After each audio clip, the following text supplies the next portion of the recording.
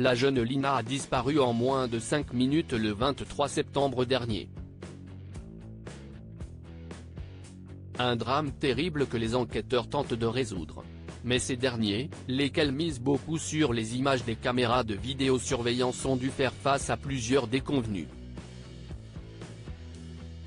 Depuis le 23 septembre, Lina, 15 ans, est introuvable et l'enquête avance doucement. Il faut croire qu'elle aurait pu évoluer bien plus vite selon de nouvelles révélations. RTL évoque en effet une nouvelle caméra de surveillance qui aurait pu être exploitée, mais en quelques minutes, cette piste est tombée à l'eau. Lina devait rejoindre son petit ami Tao à Strasbourg.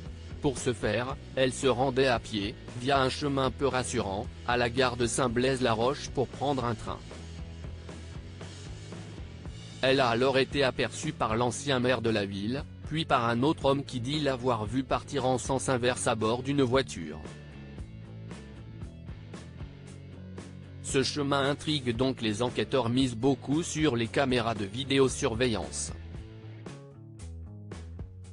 Grâce à elle, ils ont pu découvrir que Lina n'a par exemple jamais atteint la piste cyclable et encore moins la gare.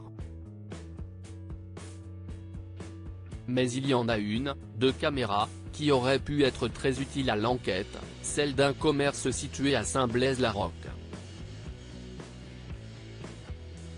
Problème, les images de celle-ci s'effacent au bout de 48 heures.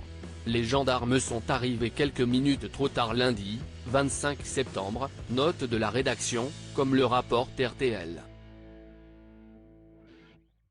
Une terrible nouvelle. Une autre caméra non exploitée, surtout que ce n'est pas la première fois qu'une caméra de vidéosurveillance n'a pas pu être exploitée. Le Parisien avait en effet dévoilé que le propriétaire d'un appareil de ce type, idéalement dirigé sur la route principale de Saint-Blaise-la-Roche, a effacé toutes les images, faute de place sur son disque dur.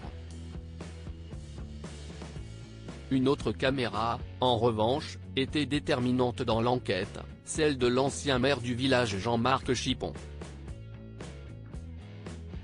Lui qui avait estimé avoir croisé Lina vers 11h15, le téléphone de la jeune femme a arrêté d'émettre à 11h22, et être repassé moins de 10 minutes plus tard en sens inverse, a refait ses calculs grâce aux caméras positionnées devant chez lui.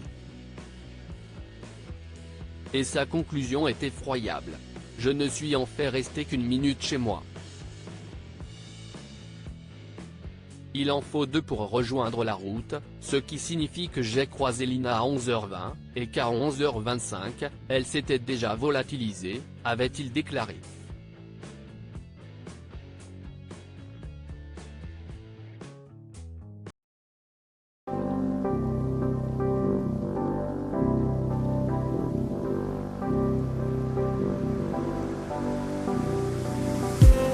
I just need